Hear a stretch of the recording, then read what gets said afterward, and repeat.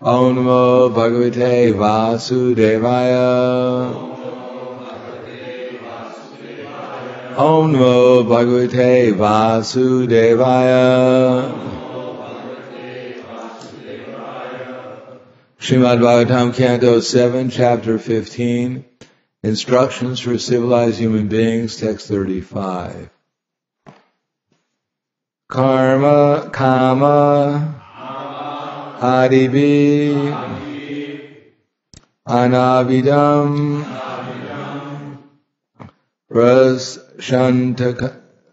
Prashanta, Akila, Briti, Yat, Shitam, Brahma-sukha-sprishtam, na eva utishteta karichit kamadibir anavidam prasanta kila britayat shitam brahma-sukha-sprishtam naivo tishteta karichit kama adivi, by various lusty desires, anavidam, unaffected, prashanta, calm and peaceful, akila vriti, in every respect, or in all activities, yat, that which, Chitam, consciousness, Brahma-sukha-sprishtam, being situated on the transcendental platform, in eternal bliss, not, eva, indeed, utishteta, can come out, Karichit, at any time. Translation and purport by His Divine Grace A.C. Bhaktivedanta Swami Srila Prabhupada. When one's consciousness is uncontaminated by material lusty desires, becomes calm and peaceful in all activities, for one who is situated in eternal blissful life. For one is situated in eternal blissful life. One situated on that platform, one does not return to materialistic activities. Please repeat. When one's consciousness is uncontaminated by material lusty desires, it becomes calm and peaceful in all activities. For one is situated in eternal blissful life. One situated on that platform, one does not return to materialistic activities. Purport. Brahma-sukha-sprishtam is also described in the Bhagavad-gita. Brahma-bhutah prasannatma, shoshiti kankshati, samah sarveshu bhuteshu, mad-bhaktim labhate param. One who is transcendently situated at once realizes the Supreme Brahman and becomes fully joyful. He never laments nor desires to have anything. He is equally disposed toward every living entity. In this situation, he begins transcendental activities or devotional service to the Lord. Generally, one's elevated to the transcendental platform of Brahma-sukha, transcendental bliss. One never comes down. But if one does not engage in devotional service, there is a chance of his returning to the material platform. Aruhya, kricchrena, param, padam, tatha, patantyana, nadrita-yushmad-anghrayah. One may rise to the platform of Brahma-sukha, transcendental bliss, but even from that platform, one may fall down to the material platform if he does not engage himself in devotional service. Namo Vishnu Padaya Krishna Prasthaya Bhutale Srimati Bhaktivedanta Swami Namane Namaste Saraswatam Deve Gauravani Vicharane Nirvishesha Srinivadi Paskatyade Satarane. We've heard that on the transcendental platform, one is not agitated. So the material world means a place where everyone is agitated by hankering and lamentation. Material life means either to hanker for what we don't have or lament over what we had and lost. It's good not to take so many photos. So these two modes of ignorance and passion are always agitating the consciousness, and they also cover our identity. Therefore, by the practice of the yoga system, one is supposed to get free from these two modes of material nature. Tatara jastamo bhava, kama lobha dayaschaye, etara ma esha jnanam. Tatara jastamo bhava, kama lobha dayaschaye, che te eta navidam stitam sattve prasidati. Prasidati means one becomes fully satisfied. So satisfaction means get free from all kinds of material consciousness. Prarishat priyam prapya, no dvijat prapya priyam, stira buddhira samudo, brahmavid brahmani sitaha. The person who doesn't rejoice when he obtains something pleasant, nor laments when he obtains something unpleasant, who is self-intelligent, unbewildered, and who knows the science of God, is said to be situated in transcendence. So now we're thinking that under certain circumstances I can become happy, and under certain circumstances I won't be happy. But after all, our material circumstances are nothing but arrangements of gross and subtle material elements. It's not that if we have a certain amount of heat, then our life is blissful. And if we have less heat, then our life is miserable. Or earth, or fire, or water, or whatever.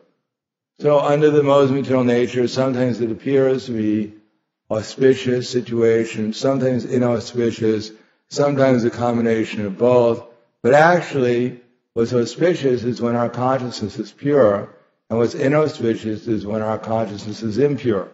So this takes awareness.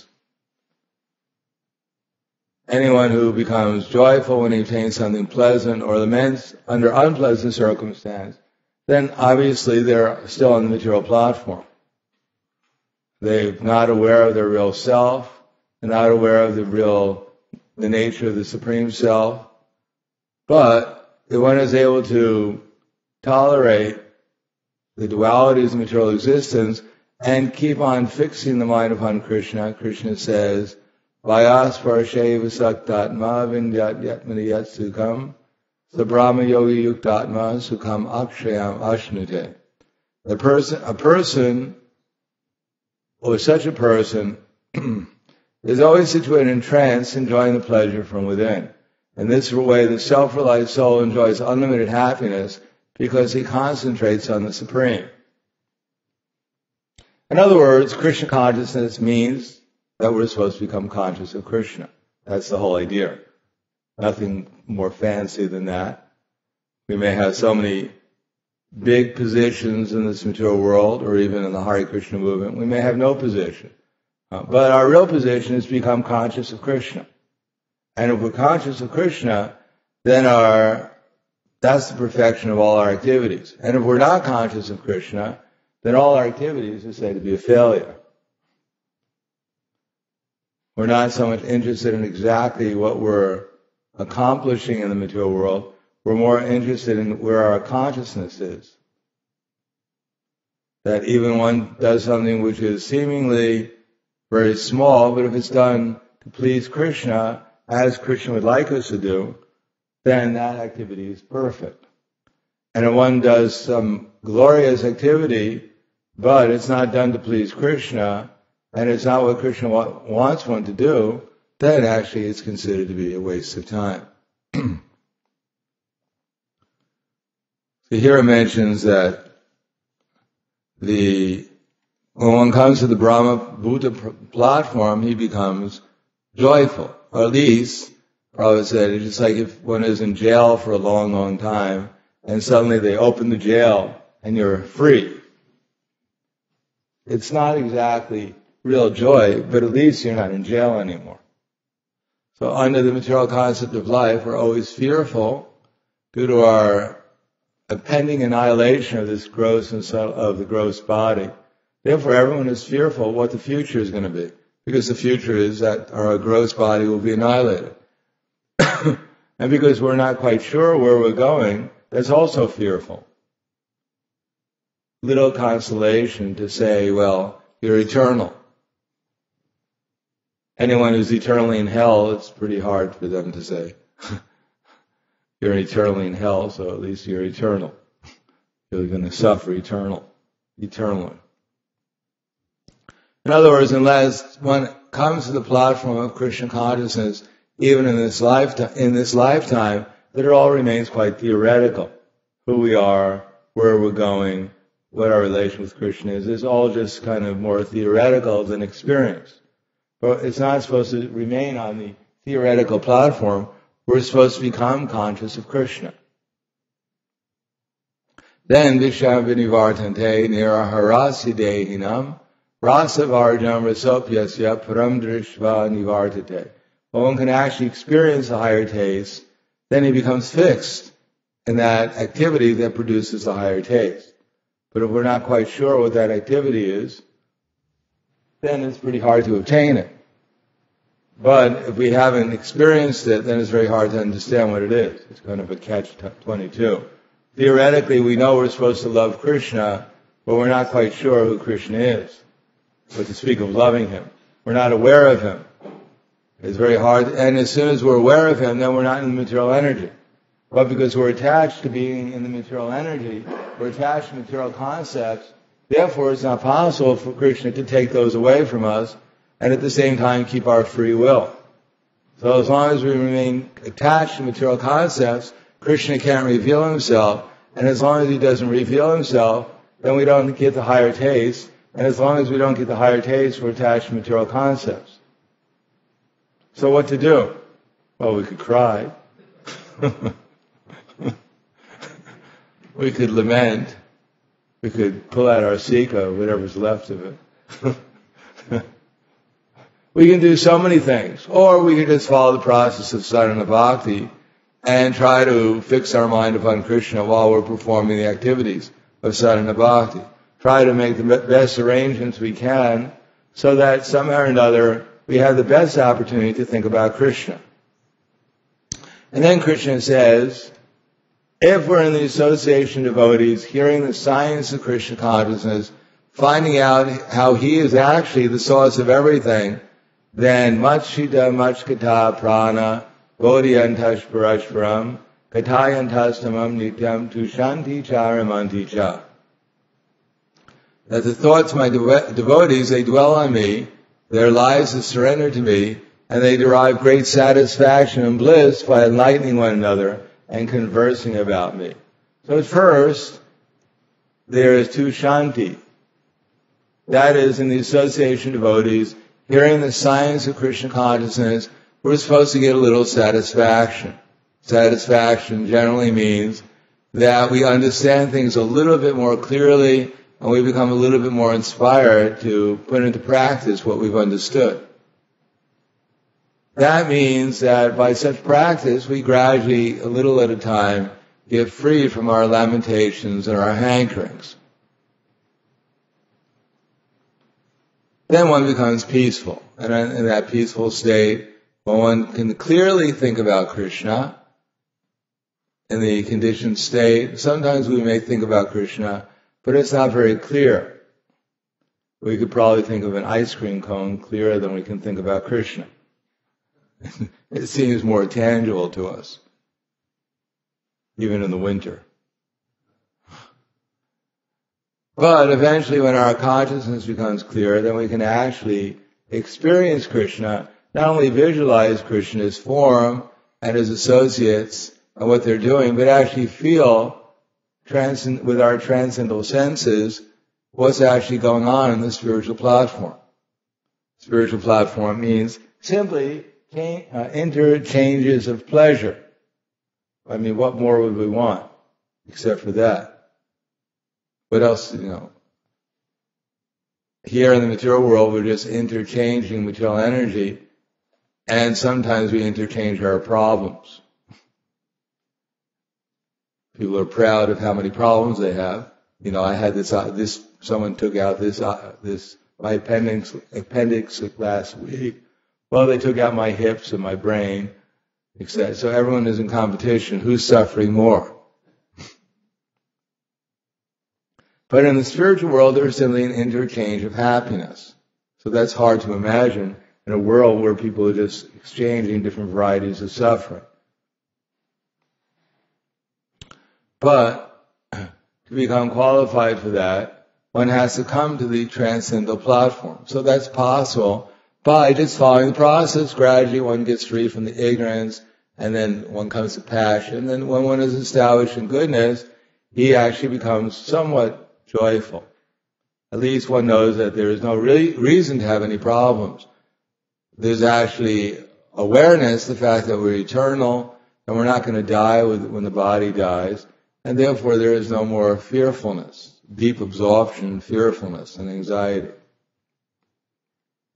Then beyond that, when the consciousness is clear and one can actually feel Krishna's presence, that's the beginning of actual life again. Real life is happiness. But we've been down so long that we don't believe that there's anything called up anymore.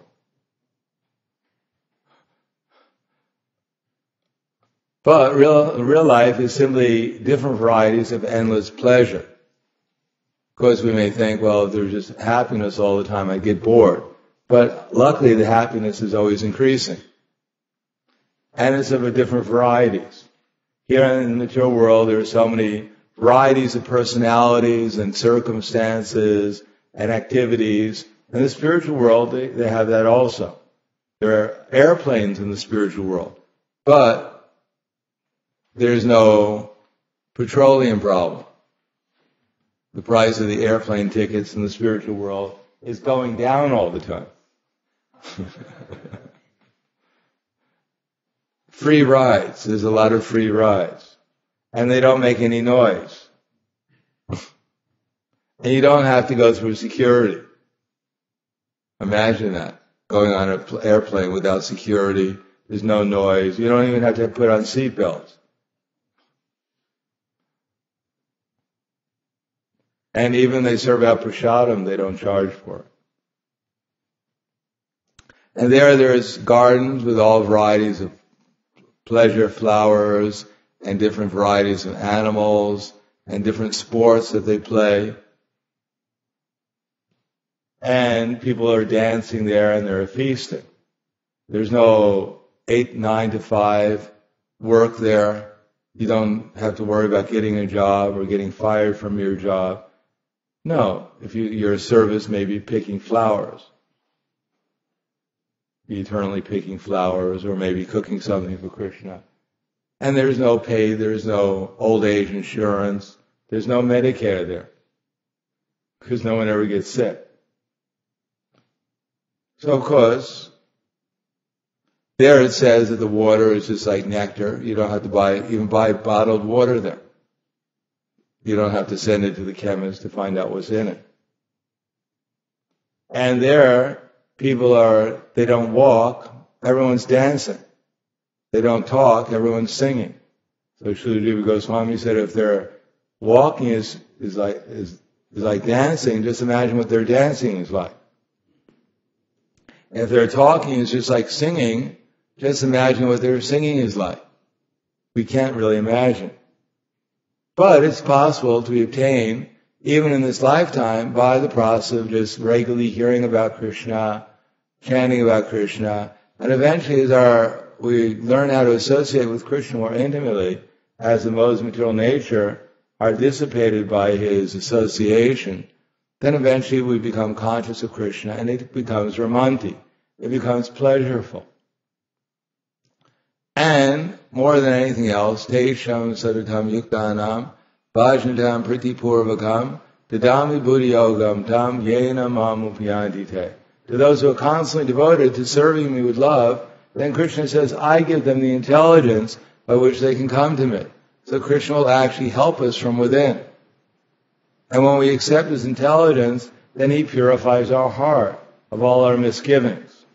But of course, if we think, oh, this is all impossible, it sounds too fantastic, I'm here to suffer.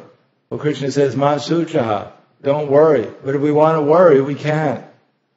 If we want to be miserable, even in the Hare Krishna movement, thinking it is all an exaggeration, I don't want to be blissful forever, I feel good about my suffering, I feel like I'm a good person because I'm noble, I suffer in a very noble way. I should carry more bricks rather than less on my shoulders. So we want to think like that. If we want to stay here miserable, then Krishna will interfere with us. When He says, don't worry, and we think, well, I got so many things to worry about. Maybe it's all right for Krishna not to worry, because he has his own Vaikuntha planet. But I got to get my Vaikuntha planet here. So I got a lot of things to do before. I got a lot of work to do. It's easy for him because he was born like that. But I got to work for whatever I get. So as long as we remain attached to our misery and our so-called progress in material energy, then we have to stay here and suffer. And if we accept what Krishna says, then gradually we become free from our suffering, and we can realize that actually I'm an eternal soul. I don't need anything material. Whatever happens now in the material energy, whatever will happen in the future, it's really not going to affect me. What I need is Krishna. And if I keep on focusing my consciousness on Krishna, dedicating my activities in Krishna consciousness, then gradually Krishna will reveal Himself, and then I'll see that all I really need is Krishna, and no material circumstances will actually interfere with that. Therefore, we don't have to worry about the future. We don't have to lament over the past. We can simply focus our consciousness on the real activity, which is become Krishna conscious. And established on that spiritual platform, one never falls back again into the illusion of thinking that life will be good if I just get the right material circumstances. So, we'll stop there. Thank you. Any questions? Yes. Thank you very much for the nice class. There was a new book that was released by the BBC called Sri Krishna Style Leela. And I was relating to your class what I've been reading there. And Srila Sanatana Swami, the book was originally penned by Srila Sanatana Swami. And now it's been translated by Prahladananda. And in the book, Sanatana Swami, he relates to Krishna. And I just was hoping you could speak a little bit about that. Because the class is talking about our relationship with Krishna and thinking about Krishna. And I was so impressed by the emotions and the feelings, the way that he relates to Krishna in that literature. I was very, very moved by it. Well, that is Krishna consciousness. If our feelings toward Krishna were nicer than our feelings towards anything else, it would be very hard to become attracted to Krishna. But because his feelings are so sublime, his concern for his love for his devotees, his concern for his devotees, his relation with his devotees is so attractive. Therefore, when we actually become conscious of that relationship we have with Krishna, then it becomes more attractive than anything else. And we can find out what that relationship is we have, at least what it's like, just by hearing about how the great devotees relate to Krishna. And we can understand we have, at least qualitatively, some equal kind of relationship with him, one of the rasas. Therefore we think, well, this is quite nice. If I'm going to have a friend, I might as well have Krishna as a friend. I'm going to have a child, I might as well make Krishna my child. I'm going to have a lover, I might as well make Krishna my lover. I'm going to have a master, I might as well have Krishna. No one can compete with Krishna in any of these relationships.